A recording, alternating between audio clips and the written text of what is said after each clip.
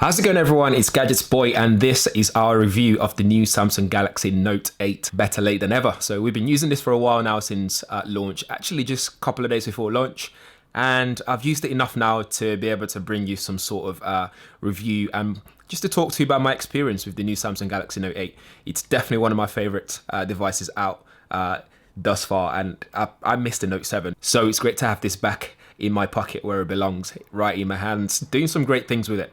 So before we begin, let's have a quick rundown of some of the key specs. There's a large 6.3 inch screen, which is also Super AMOLED display, which is great. Looks nice and sharp and bright as well.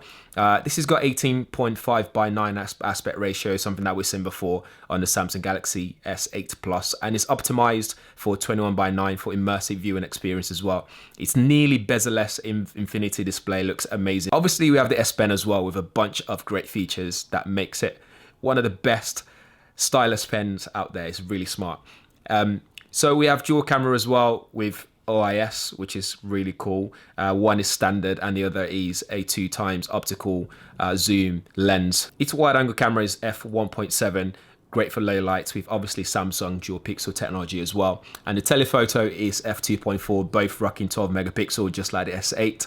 So just like the S8, there's also a Bixby button to initiate Bixby AI Assistant. But what's great right now is the fact that Samsung have released an update that allows you to switch off that button so you won't activate it by mistake. But Bixby Voice still works using that button, so you just have to press and hold it to launch Bixby Voice.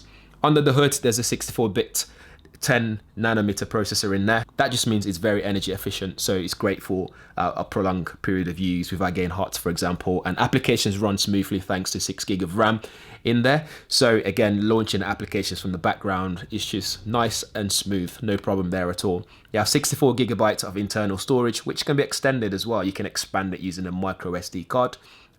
In terms of battery, you get 3,300 milliamp hour battery. Will come to that a bit more later on. So you have wireless charging and fast charging too, so really good to quickly update your juice while you're out and about if you want. And the Note 8 runs Android 7.1.1 with Samsung's sort of iteration over it, which is not too bloated as well. So now let's talk design. So no doubt that Note 8 is one of the best looking devices out there. I mean, you just have to look at it to decide. You don't have to say much about that. It's big, it's not for everyone, but Samsung will still manage to create something that could have otherwise just been a huge device that's not pleasing to the eye. But as such a big device, looks beautiful just as it is, even with my D-brand skin. Thanks to SuperSaf TV for hooking me up for that with that. So again, check out his channel, links in the description. So the edges are curved, which makes it feel natural and comfortable to hold on the sides. The top and bottom bars are black no matter which color you go for, again, which is good for watching movies. It kind of just blends in. Again, just like I said about the S8 Plus, when you place it on a certain kind of surface, it just kind of looks like it's floating. It looks seamless and it just blends in. My only qualms in the design area is that they've just left the fingerprint sensor on the back next to the camera, which is quite far-fetched when you're trying to reach that area using your fingers. But again, you got Face ID unlock and iris scanner, and if you have Android Wear device, you can use it to unlock your device as well. You can just enter pin code as well if you really want to, or you can set something where when you're near certain destinations, it just unlocks. It knows you're home, for example, so it stays unlocked, which just makes life easier a little bit. But Face ID just works perfectly well for me. I've had no issues with it at all compared to when I had the S8 Plus. Face ID didn't work most of the time, but it works really well on the Note 8. And once you switch on the Note 8, you have to agree, like you're greeted with this gorgeous display. It's durable to a certain extent, which I'll talk about more in a second. There's loads of micro scratches all over it, which I expect a bit more durability from Samsung here. You have IP68 water and dust resistant here as well. Again, I'll still suggest getting a case because it's very slippery, and if you drop it, it's not going to be pleasant. It's going to crack. So you need to get a case for this thing, or get a skin like I've got. Again, for everyday use though, it has the strongest Corning Gorilla Glass on there, so it shouldn't scratch easily, but unfortunately mine has. But then again, that's from putting it in my pocket with keys, so I don't know if that's acceptable or not. But for me, if I'm paying this sort of money for this sort of smartphone, it shouldn't scratch that easily. I won't be doing any scratch tests with this, but I think I've done that without even trying to here, as you can see. When it comes to processing and managing tasks, There's nothing to write home about here. It's just something that you've come to expect from a premium device.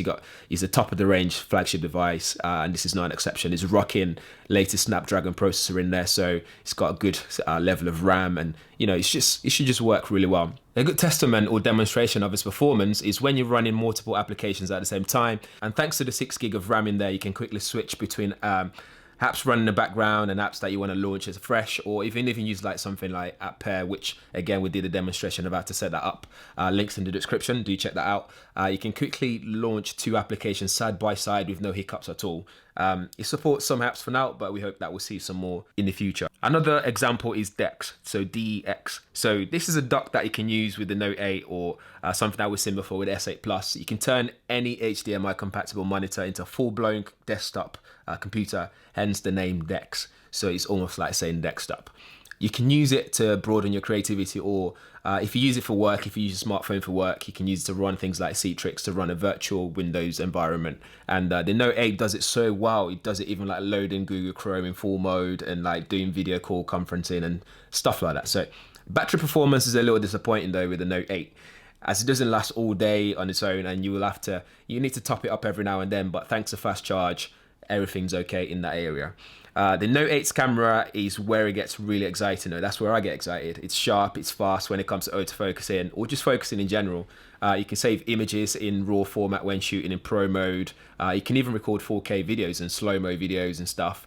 Because you can expand Note 8's memory using a micro SD card, you can store as much as you want. You don't have to worry about 4K video sizes and stuff.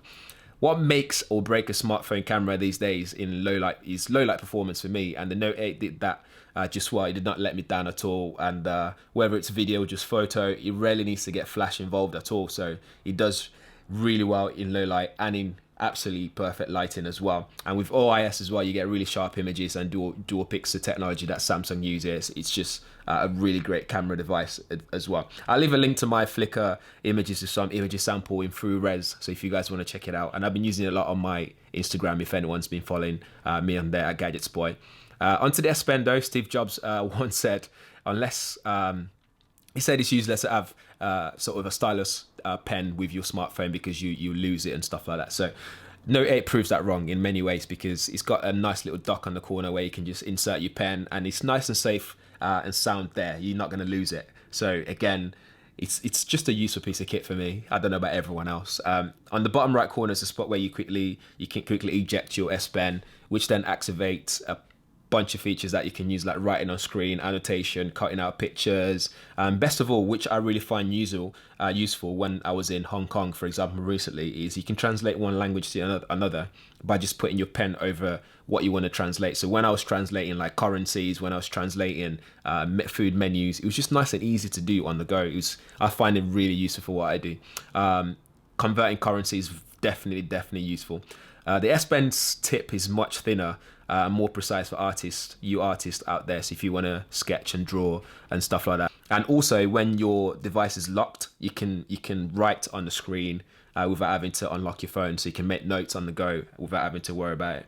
There's also something called Live Message for the S Pen, which means you can write and draw animated messages to your friends and send it to your friends over any messaging app that supports GIF. So I find this would be useful for when you're trying to get people direction to somewhere. So if you're on maps, for example, you can take a screenshot quickly and animate where they need to go and what direction they need to go. And that just makes life easier for you and the other person as well. Let's not forget Bixby AI Assistant though. There's more to it than just mention it and glancing over it as well. It's not new. Everyone knows that from S8 Plus. Even before that, everyone knew about it a little bit. It works just well. I think it works really great. And now that we've got Bixby Voice as well, it just makes perfect sense. It learns over time as well, and they even gamified it so you can get score XP points and stuff like that. What's the weather like today? Friday, the forecast for London reports conditions as light rain with a high of 18 degrees Celsius and a low of 11. So this will do anything that you can do with your hands. So you can even go something like Bixby Open Music player and play Despacito for all you guys that like that sort of music out there. So who's the Note 8 for? You may ask me, should you get it S8 Plus or the Note 8? I mean, for the price tag and stuff like that, is it worth it all? For me, it's worth the price tag for sure. There's no question about it at all. It's not for everyone. I mean, the size and the extra pack of features on there that you might actually use. So if you're someone who has is trying to choose between the S8 Plus and the Note 8, what you need to think about is, am I going to use the S Pen feature? And if the answer is no, then stick to the S8 Plus. Camera is great as well. You're not going to miss out on so much with 2 OIS on both dual lenses, because the S8 Plus don't have that anyway. So I think you'll be fine. And the S8 Plus's camera is as good as it gets, as it is anyway. So you'll be fine. It'll suffice. The price tag issue, I think it's just a premium device. Besides the fact that it scratched a little easily than I thought it would. Apart from that, I think it's absolutely price tag worthy of that, less than $1,000, less than £1,000 price tag.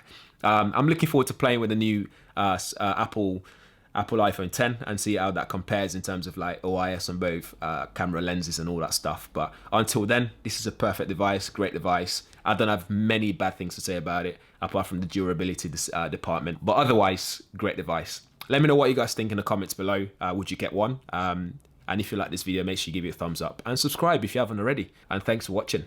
Catch you in the next one.